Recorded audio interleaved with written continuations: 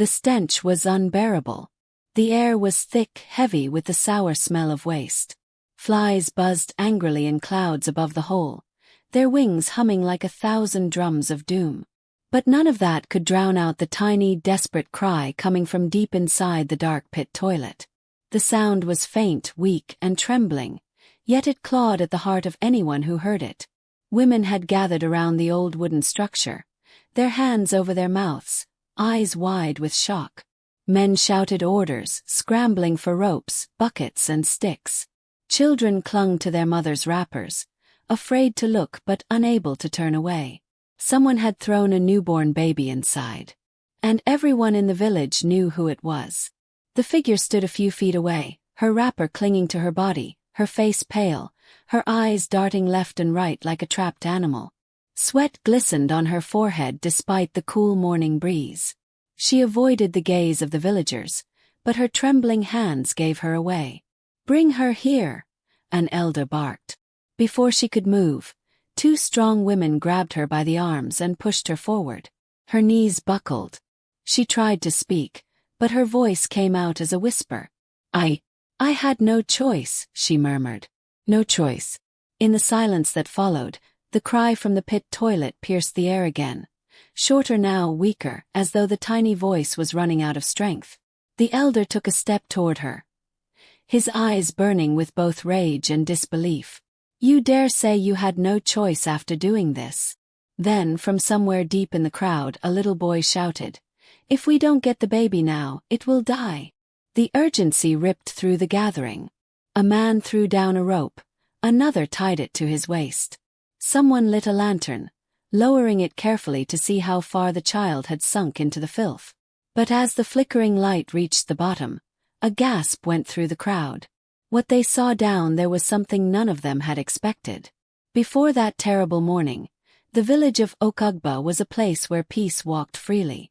The people lived like an extended family, sharing food during harvest, helping one another rebuild houses after the rainy season, and gathering in the evenings to listen to folktales by the elders.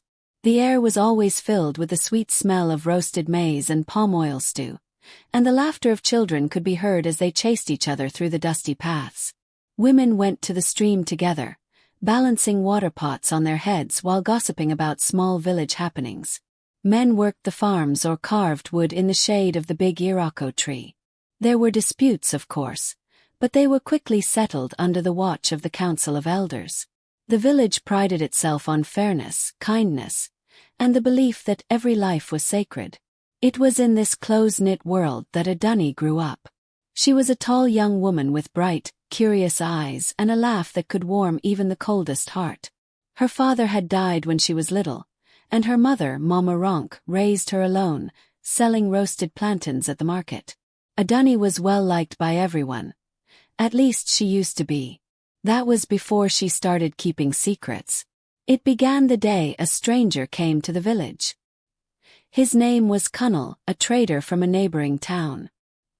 He claimed to sell imported fabrics, his voice smooth like palm wine and his smile quick and easy. He lingered in the village market far longer than traders usually did, always finding reasons to talk to Adunni. Some people warned her about him, but she laughed off their concerns. He promised her things she had only dreamed of: fine clothes, jewelry, even a life beyond the village. Before long, she began meeting him in secret. Months passed, and the whispers began. Adunni's once bright laughter grew quieter, and she avoided the village gatherings. She stayed indoors more often, claiming to be unwell. By the time the truth became obvious, that she was carrying a child, Kunnel had vanished, leaving no word behind. In Okugba, being pregnant out of wedlock was a heavy shame, not just for the girl but for her whole family. The weight of gossip was enough to crush even the strongest heart. Some villagers stopped greeting her mother in the market. Others crossed the road to avoid her entirely. Mama Ronk tried to be strong, but Adunni could see the pain in her eyes. And so, the young woman began to feel trapped by shame, by the future she had not planned, and by the stares of those who once loved her. The months rolled on.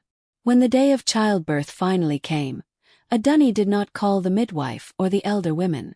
She labored in silence, biting her wrapper to stop her cries.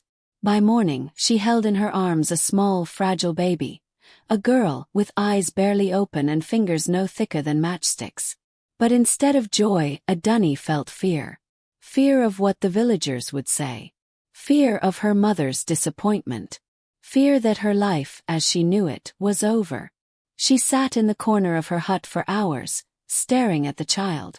Her mind became a storm, her thoughts dark and desperate. And then, when the sun was rising higher in the sky, she made a choice that would shock the entire village. Wrapping the baby in a rag, she slipped out of her hut and headed for the pit toilet behind the old abandoned school building, the one nobody used anymore.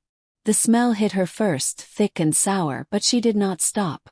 She peered into the dark hole, her heart pounding. With trembling hands, she lowered the bundle into the darkness. The cry came instantly, sharp, piercing, desperate. A dunny staggered back, her chest heaving, and then ran away, leaving the pit silent except for that tiny voice echoing from below.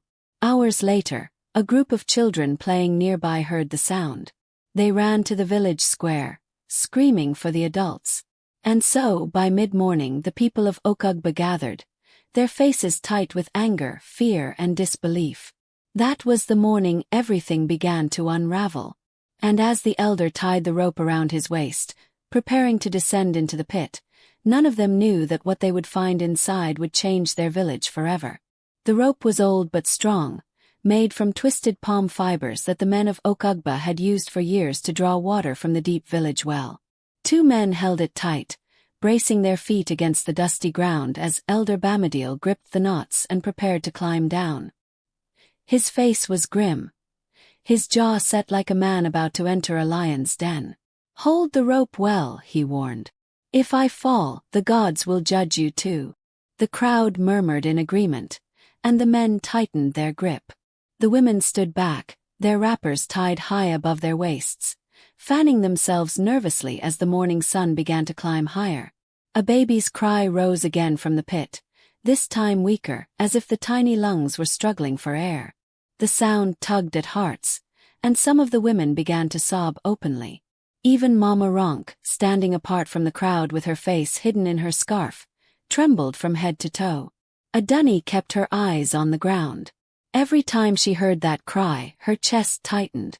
She wanted to run far away, to disappear into the forest and never come back. But her feet felt heavy, rooted to the spot by the stares of the villagers. Elder Bamadil began his descent, his strong hands gripping the rope. The dark hole swallowed him slowly, the stench growing stronger with each step.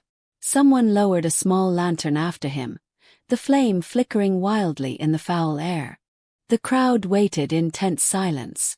The only sounds were the rope creaking under his weight and the soft whimpering from the pit. Then, his voice echoed up from the darkness. "She's here. The baby is here." A wave of relief swept through the crowd. Mothers clutched their own children tighter. The men cheered, urging him on. But then his voice changed, sharper now with surprise.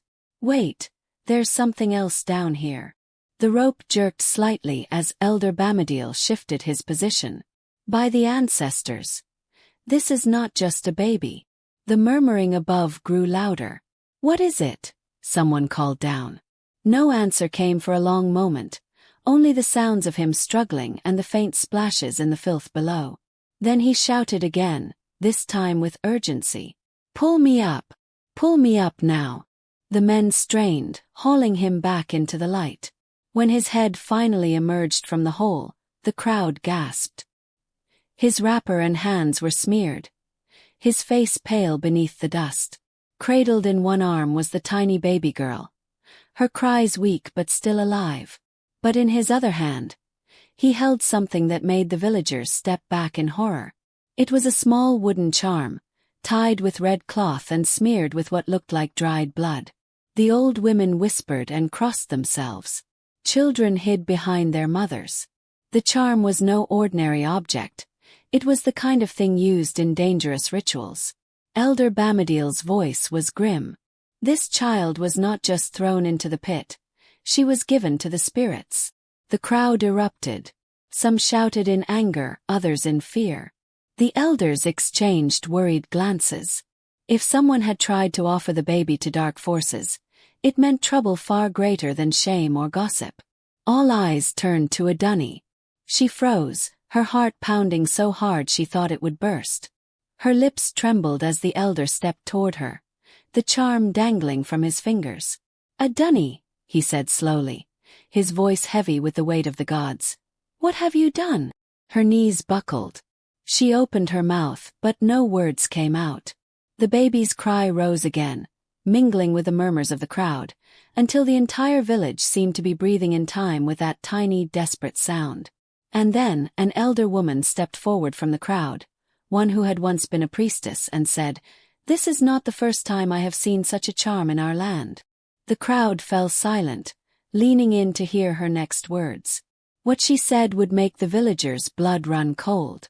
The old woman's voice was low, yet it carried across the crowd like a wind that chills the bones. Her name was Mama Ifioma, and though her back was bent with age, her eyes were sharp as the tip of a spear. She took the charm from Elder Bamadil's hand, holding it between two fingers as though it might bite her. She sniffed it once, then spat on the ground. "This," she said, "belongs to the cult of Ajoken." Gasps rippled through the villagers. Even the children who didn't fully understand the name shivered. Ajoken was a river spirit the elders warned about in Folktales, one that demanded sacrifices to grant power or wealth. The cult that worshipped it had been driven out of Okugba many years ago after several children disappeared under strange circumstances. "This is not just a charm," Mama Ifioma continued. "It is a summoning token. Whoever put this with the baby wanted to call the spirit to take her." All eyes turned to Adunni again. She shook her head violently, tears spilling down her cheeks. "I don't know anything about a spirit. I just—" Her voice broke and she could not finish. Mama Ronk, her mother, stepped forward at last. Her wrapper was stained with dust, and her eyes were red from weeping. "My daughter," she said softly, "if you have done wrong, say it. But if there is someone else behind this, speak their name now." The crowd pressed closer, their faces a mix of anger, curiosity, and fear. Adunni swallowed hard. "It wasn't me, not all of it." She hesitated, glancing toward the edge of the gathering, where a figure stood apart from the others, tall, lean, and dressed in a deep blue tunic. His face was half hidden by the shadow of the mango tree. Mama Ifioma followed her gaze and narrowed her eyes. "Who is that?" The man stepped forward slowly. His voice was smooth, but his eyes darted like a trapped lizard. "I am Adiwale, a traveler. I came to Okugba only a month ago." Elder Bamadil's brow furrowed. "What business do you have here?" "I trade herbs, charms, and other things people need." He smiled faintly, though it did not reach his eyes. "But this," he pointed at the charm in Mama Ifioma's hand, "I have never seen before." Mama Ifioma shook her head. "Lies." The tension grew thick. Men shifted on their feet, ready to grab Adewale if the elders gave the word. But before anyone could move, the baby let out a sharp, ear-piercing wail.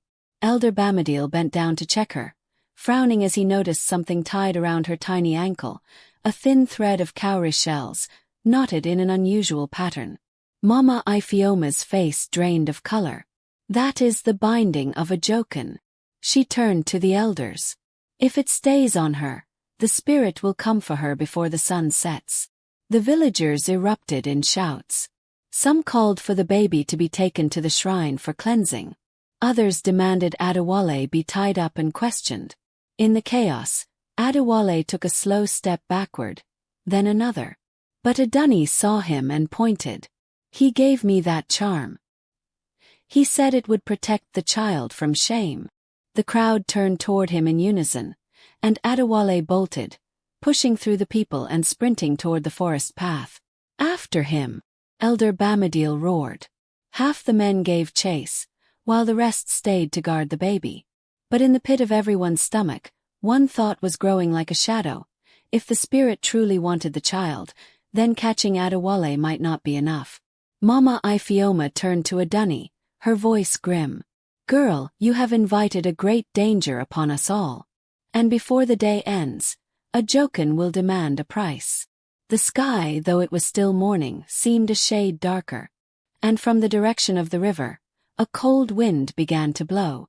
The men of Okugba thundered down the narrow forest path, their feet kicking up clouds of red dust. The tall grass bent under their rush, and the sound of snapping twigs echoed between the trees. Adewale was fast, but desperation made the hunters faster. Elder Bamadil, though older, ran with surprising speed, his bare feet pounding against the earth.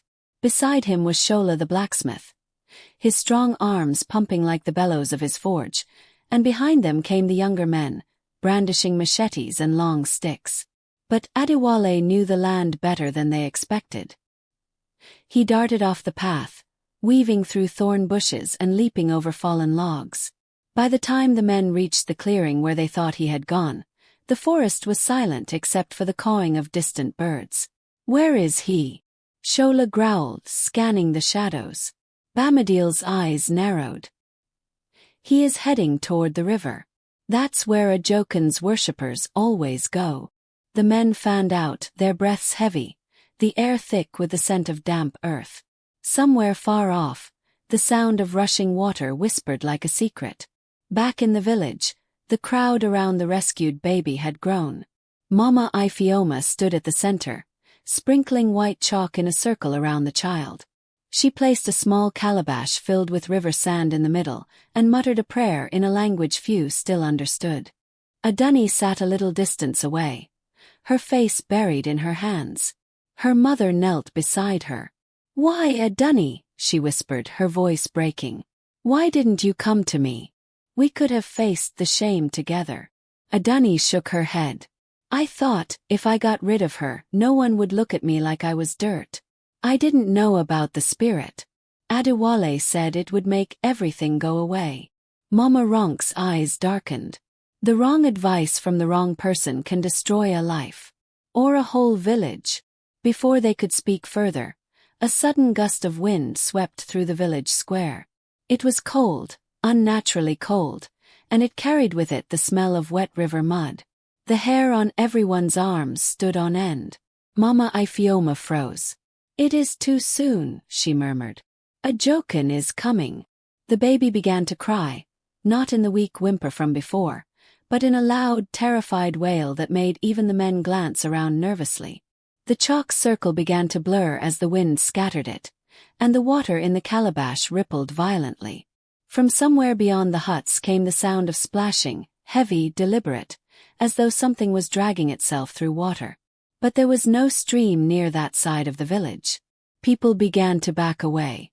Mothers clutched their children and fled indoors. Dogs barked wildly, tails tucked. Mama Ifeoma stood firm, her voice rising. "Bring me palm oil. Bring me kola nuts." But before anyone could move, a deep, gurgling voice drifted through the air, neither fully human nor fully animal. "Give me what is mine." The villagers froze in place. The sound seemed to come from everywhere and nowhere at once, curling into their ears like cold smoke. Mama Ifeoma's hands trembled slightly as she looked toward the forest path where the hunters had gone. "If they do not stop Adewale, we will all pay the price." And then, as if to make her words true, the baby's wail stopped. The sudden silence was worse than the crying. Everyone turned to the small mat where the baby lay. She was still there, but her tiny eyes were fixed on something just behind the crowd, and her lips moved as though trying to form words no newborn should know. Slowly, the villagers turned to see what she was staring at. The crowd parted slowly, fear tightening their throats. At the edge of the open space, near the old baobab tree, the air shimmered like heat rising from a cooking fire. The ground beneath it was wet, as though water had seeped up from underground. Then it took form. A tall, shadowy figure emerged, its shape constantly shifting as if made of flowing river water. Where its face should have been was a smooth, rippling surface, reflecting the sky and the terrified faces of the villagers. The smell of damp mud grew stronger, mixing with a metallic scent of something ancient and dangerous. Mama Ifioma stepped forward, clutching the baby to her chest. Her voice was steady, though her feet pressed hard into the earth. "Ajoken, you have no claim here. This land does not belong to you." The figure tilted its head. Its voice was like water swirling in a deep gourd. The binding was made. The offering was cast into the deep. "I have come to take what is mine." Whispers spread through the crowd. Some villagers dropped to their knees, muttering prayers. Others began to edge backward toward their huts. Mama Ronk's face was pale. "What will it do if we don't give it the child?" she whispered to an elder beside her. The old man's jaw tightened. "It will not leave without payment. If not the baby, then another life." Mama Ifioma held the baby higher. This child was taken from the pit. The binding was not by her own mother's full will. "Release your claim." The figure's watery face rippled. "The one who gave me this gift did so in exchange for power. That debt is not broken by rescue." The crowd stirred. Eyes darted to a dunny, and then to the forest path where the hunters had gone. Deep in the forest, Elder Bamadil and his men moved swiftly, following the sound of splashing water. It made no sense. There was no river this far inland, but the noise was steady and close, as if they were chasing both Adewale and something else. Suddenly, Shola the blacksmith raised a hand. There! Adewale was ahead, struggling to climb a rocky slope. His tunic was torn, and in his hand, he clutched a small black pouch. When he saw the hunters, he scrambled faster. Bamadil shouted, "Drop the pouch!" Adewale only ran harder, but as his foot hit the top of the slope, the ground gave way. With a sharp cry, he tumbled into a shallow gully filled with stagnant water. The pouch slipped from his fingers and landed on the muddy bank. Before the hunters could reach him, the water in the gully began to churn violently. Something unseen grabbed Adewale's legs, dragging him toward the deeper end. He screamed, clawing at the muddy walls, his eyes wide with terror. "Help me," he cried. "It's the spirit. It's here." The men rushed forward, grabbing his arms and pulling with all their strength. But the water fought back, surging upward as though trying to swallow them all. Bamadil shouted over the roar, "Where did you get the charm?" Adewale's voice broke. "From the river shrine. I made a promise, if I gave it a newborn it would give me riches. I didn't think it would come so fast." The hunters exchanged grim looks. The spirit's claim was now sealed in its own words. With one final heave, they pulled Adewale free from the water's grip. He collapsed on the bank, coughing and shaking. But before they could drag him back to the village, a cold wind swept through the trees, carrying a voice they all recognized. "Bring me what is mine." The men froze. The voice was not coming from the direction of the village. It was everywhere, as if the entire forest had spoken. And then they heard it, the sound of a baby crying, echoing faintly from both the village and the trees around them at the same time. Bamadil's face hardened. "We have to get back. Now." They hauled Adewale to his feet, but the forest path seemed darker than before, and every shadow looked like it was moving. Back in the village, Ajoken's watery form began to stretch taller, its arms reaching out like currents in a flood. "Time is running out," Mama Ifioma warned. "If the hunters do not return with the truth, the river will take the child, or worse, all of us." The baby gave a sudden, piercing cry that made the spirit's form ripple violently. And then, before anyone could react, a long, wet hand reached toward Mama Ifioma. The wet, glistening hand of Ajoken stretched farther, its fingers long and thin like the roots of a mangrove tree, dripping with dark water that seemed to hiss when it touched the ground. Each drop left a black stain on the earth, and the stains began to spread, like the ground itself was rotting under its touch. The villagers screamed and scattered, but Mama Ifioma stood her ground, clutching the baby tightly against her chest. Her lips moved quickly in prayer, her voice low but fierce. "By the power of the ancestors, You will not take this child. A Jokun's voice rolled through the air like a rising tide. You cannot stop the river. The debt is mine to collect. The hand lunged forward. Mama Ifeoma spun to shield the child, but the force of the strike knocked her backward onto the ground. The baby wailed, her tiny body trembling against Mama Ifeoma's arms. Mama Ronk darted forward without thinking, grabbing the elder woman and pulling her away from the spirit's reach. Get up! Get up! She cried. The spirit's form grew more violent now, swirling faster, as if the calm of the river had given way to the rage of a flood. The wet, rotting smell filled every breath, and from somewhere nearby, the sound of rushing water grew louder. Yet there was no river. Then the earth beneath the baobab tree began to sink. Water bubbled up from the cracks, dark and thick, as though a hidden stream had been unearthed. The villagers watched in horror as the base of the tree was swallowed, and in its place, a swirling pool began to form. A Jokun stepped into it, its body merging with the water. The voice came again, deeper now. If you will not give me the offering, I will take my price in blood. A sudden scream tore through the crowd.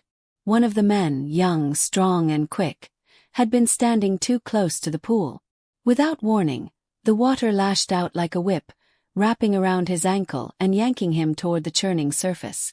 The villagers rushed to pull him back, but the spirit's grip was strong. His heels dug furrows in the earth as he clawed at the ground. His cries grew frantic. Help me! Please! Mama Ifeoma's voice rose above the chaos.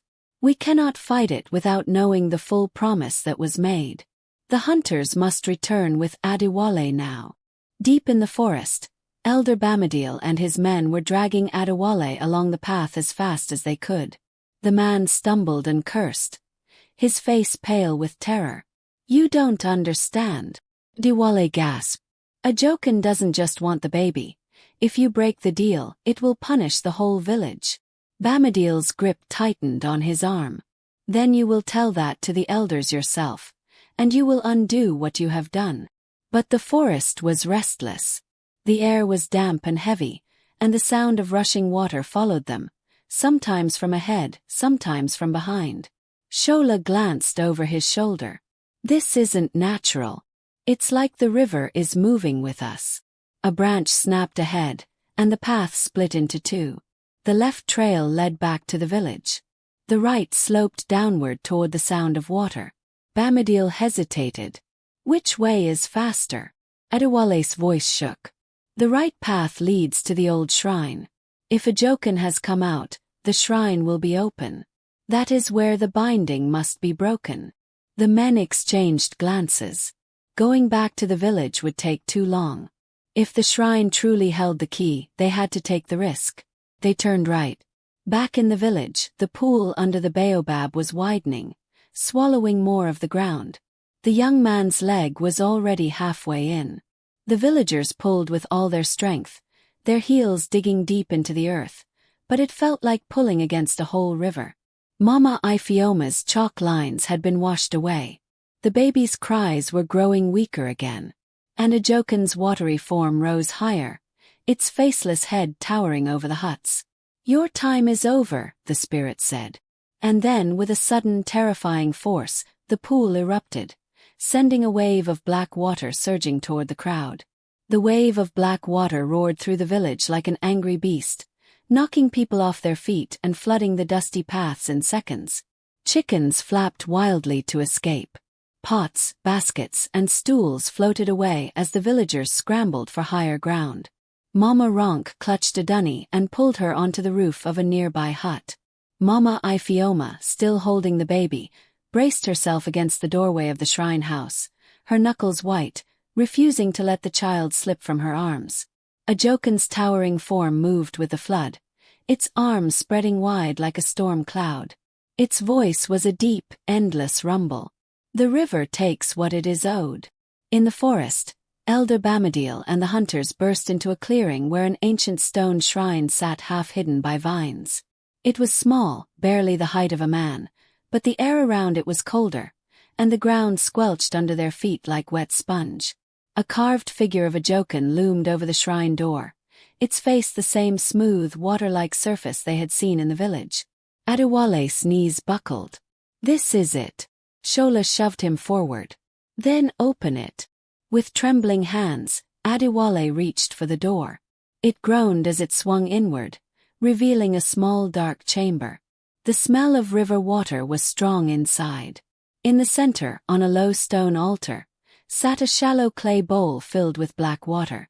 Inside the water floated a small reed mat, and on the mat sat a second charm, identical to the one Mama Ifeoma had found in the pit, but this one was tied with fresh red cloth. Bamadiel's voice was sharp. "That's the anchor for the spirit's claim." Adewale nodded, his face slick with sweat. "Yes, it was part of the bargain. The baby's life would seal it.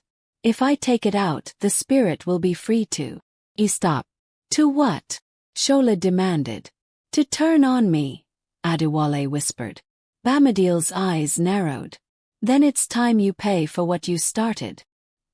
He strode forward, but before he could touch the bowl, the water inside began to churn violently.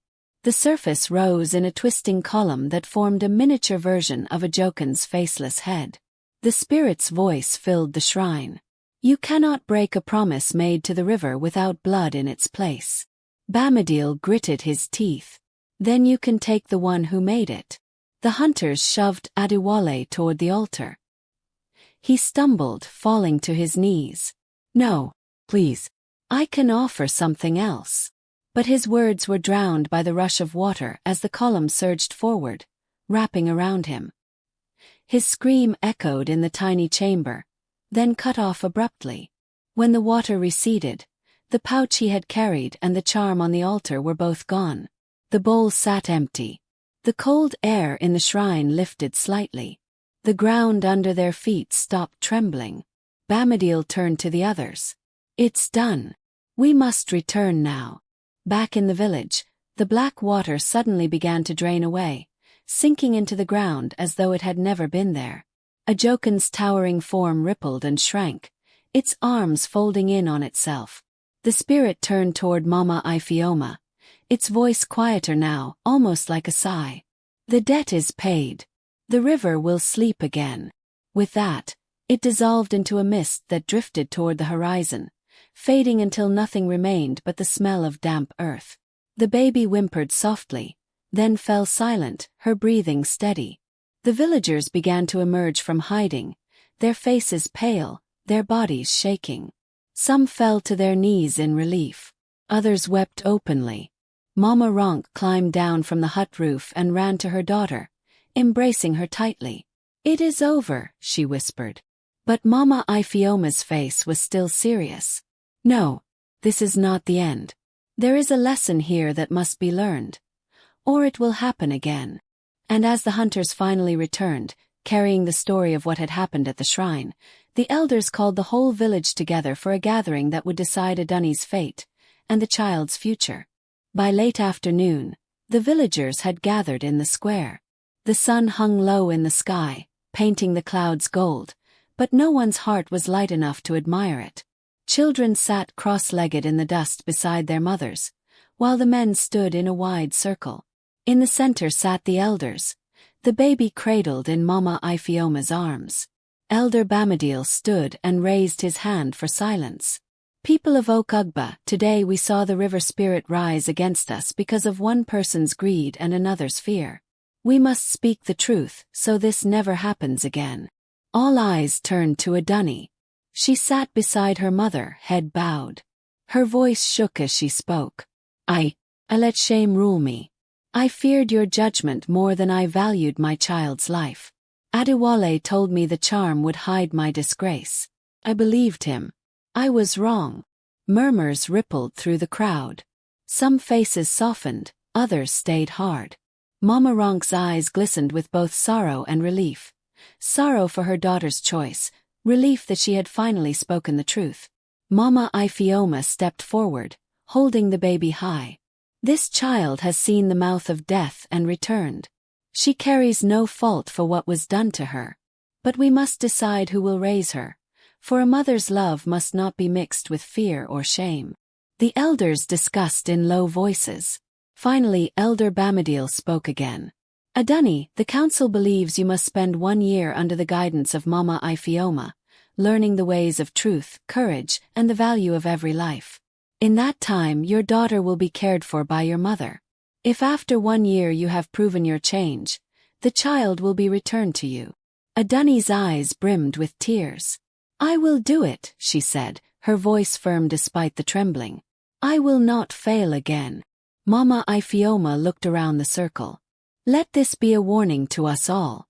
Fear can make a person open the door to evil without knowing it. Greed can call darkness into a community. But unity and courage can send it away. The villagers nodded. Some came forward to touch the baby's tiny hands, others to place a hand on Adani's shoulder. Even those who had spoken harshly earlier now offered quiet words of encouragement. As the sun dipped behind the hills, the drums began to beat softly, not in celebration but in gratitude. Women lit small fires and cooked food for the whole village, while the elders poured a libation to the ancestors for their protection. The baby slept peacefully in Mama Ronk's arms, unaware of the danger she had survived. Adani sat beside them, watching the flames flicker, her mind filled with determination to make the next year one of change. In the days that followed, the village returned to its rhythm, but the story of that day was told over and over, around cooking fires at the stream and to children before bed. And each time it was told, it ended with the same lesson. When fear whispers to hide your wrongs and greed promises an easy path, remember that truth and courage are the only walls strong enough to keep darkness away. From that day on, the people of Okugba kept a closer watch on strangers bearing charms, and no one ever dared to make an offering to the river again. Harmony was restored, not just because the spirit was gone, but because the people had remembered what bound them together: love, truth, and the courage to protect the innocent. And so, the child who had been cast away into darkness became the symbol of a village's second chance.